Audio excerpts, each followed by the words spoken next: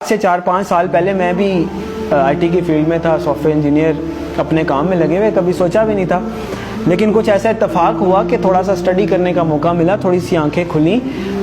تو ہم تو نارمل لائف میں چل رہے تھے، پھر ہمیں ریئلائز ہوا کہ ہم کدھر چل رہے ہیں. جب قرآن و حدیث کو اسٹڈی کرنے کی کوشش کی تو پتہ چلا کہ ایک بھی نشانی قیامت کی، ایک بھی نشانی جو بتائی گئی ہے علامات صغریٰ وہ باقی نہیں ہے، ساری کی ساری ہو چکی ہیں.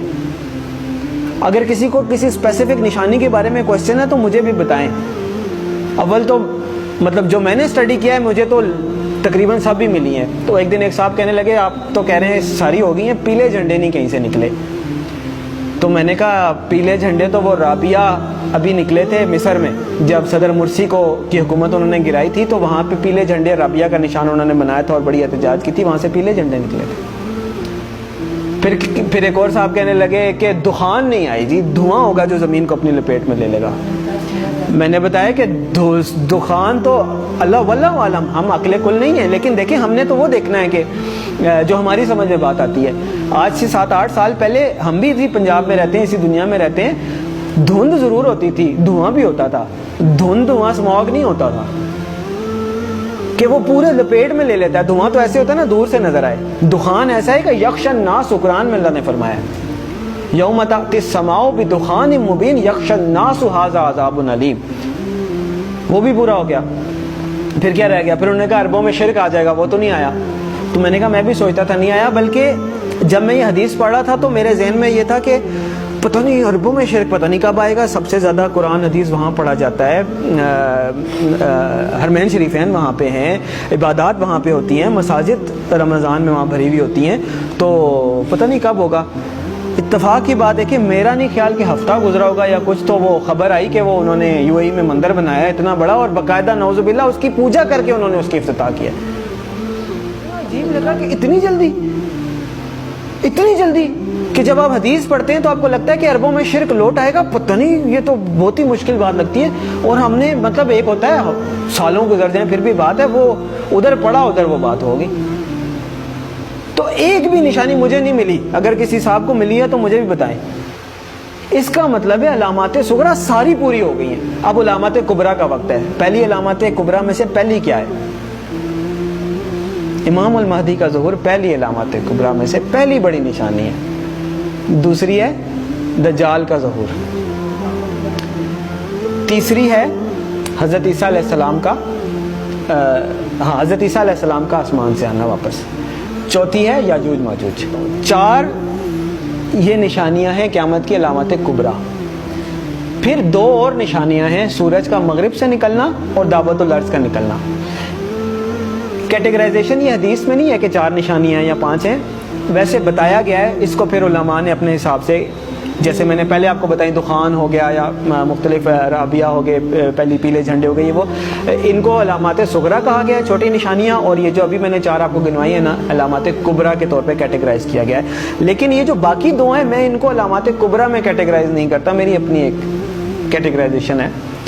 کیوں؟ اس لیے کہ آپ صلی اللہ علیہ وسلم نے فرمایا کہ جب دعوت الارض نکل آئے یا سورج مغرب سے نکل آئے پھر کسی کی توبہ قبول نہیں ہے. جو ہے جیسے ہے ویسے ہے، کوئی نیک ہے، بد ہے، کافر ہے، مسلمان ہے مسلمان، پھر کسی کی توبہ قبول نہیں ہے. اس کا مطلب یہ ہے کہ یہ جو 2 نشانیاں یہ قیامت قائم ہونے کے واقعات ہیں.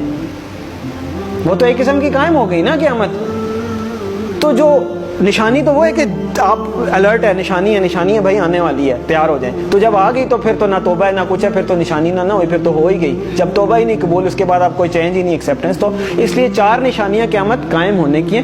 اس وقت تک پھر بھی چانس ہوگا، ایون دجال کے آنے کے بعد بھی چانس ہوگا اگر کوئی توبہ کرتا ہے، اللہ توفیق دیتا ہے. حضرت عیسیٰ علیہ السلام دنیا میں آتے ہیں، چانس ہے. یاجوج ماجوج آتے ہیں، چانس ہے.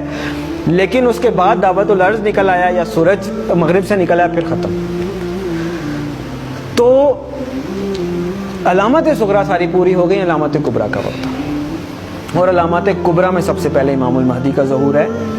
اور میرے بھائیوں، میرے پاس مطلب وہ اذان دینے والی بات ہے کہ وہ مؤذن اذان دیتا ہے نا، وہ کبھی کئی 1-2 بندے آتے ہیں، کبھی کوئی بھی نہیں آتا. میرے بس میں نہیں ہے کہ میں چیخ کے بولوں کدھر سو رہے ہو، کدھر جا رہے ہو، او نکل آؤ روٹی کپڑا مکان سے. اور میری جاب، میری گاڑی، میرا بچہ، میرا پلاٹ نہیں. اور پتہ نہیں قیامت میں نے آپ لوگوں کو حدیث سنائی ہے، آنکھیں کھولیں. اور پتہ نہیں قیامت میں کتنے سال رہ گئے ہیں، شاید ہم پتہ نہیں اگلی جنریشن آئے بھی کہ نہ آئے. اور بعض لوگ کہتے ہیں پتہ نہیں پاگل ہے، سب کو ایسے لگتا تھا قیامت آنے والی ہے. نہیں، حدیث میں آپ صلی اللہ علیہ وسلم نے فرمایا کہ میں اللہ سے امید کرتا ہوں کہ میری امت کو آدھے دن کا وقت تو دے ہی دے گا اللہ تعالیٰ. صحابہ نے فرمایا آدھے دن سے کیا مراد ہے؟ تو آپ صلی اللہ علیہ وسلم نے فرمایا 500 سال. اور یہ قرآن سے بھی ثابت ہے کہ اللہ کے ہاں ایک دن ہمارے 1000 دنوں کے برابر ہوتا ہے. تو علامہ سیوطی بہت بڑے حدیث کے مفسر گزرے ہیں. میں لوگ کہتے ہیں آپ علامہ سیوطی کے اس پہ کیوں جا رہے ہیں؟ مطلب جو مفسرین گزر چکے ہیں حدیث کے انٹرپریٹیشن دے چکے ہیں، اب میں نے نہیں تو نہیں دینی، اللہ معاف کرے. تو علامہ سیوطی رحمۃ اللہ علیہ نے اس کی انٹرپریٹیشن میں لکھا ہے کہ اس کا مطلب ہے کہ ایک دن کے بعد 1.5 دن، یعنی کہ پچھلی امتوں کو کسی کو 1 دن ملا، کسی کو آدھا دن ملا، کسی اس طرح، یعنی کسی کی عمر 1000 سال ہوئی، کسی کی 500 سال، مختلف. تو انہوں نے اپنے حساب سے بتایا کہ اس کا مطلب ہے 1 دن کے بعد آدھا دن اس امت کے لیے. یعنی باقیوں کو اگر 1 دن ملا ہے تو اللہ تعالیٰ اس امت کو آدھا دن مزید دے دے گا، باقیوں سے زیادہ تھوڑی سی مہلت دے دے گا. تو 1500 سال ہجری. او بھائی کدھر بیٹھے ہیں ہم؟ 1443 ہی ہے نا. تو گنتی کا حساب لگا لیں، 60 سال پورے نہیں رہتے. میں نہیں کہہ رہا. تو اس کا مطلب یہ ہے کہ تھوڑا سا، میں یہ نہیں کہہ رہا کہ 60 سال میں ہی آ جائے گی. یعنی اللہ تعالیٰ نے اگر آدھے دن کی مہلت دینی ہے، اللہ کی مرضی، تھوڑا بہت آگے پیچھے بھی ہو سکتا ہے. لیکن سمجھنے کی بات ہے کہ ہم بالکل ایج پہ کھڑے ہیں، گرنے لگے نیچے، اور دیکھ پیچھے جا رہے ہیں، دیکھ پیچھے جا رہے ہیں. وہ کہتے ہیں نا کہ سامان 100 برس کا پل کی طرح.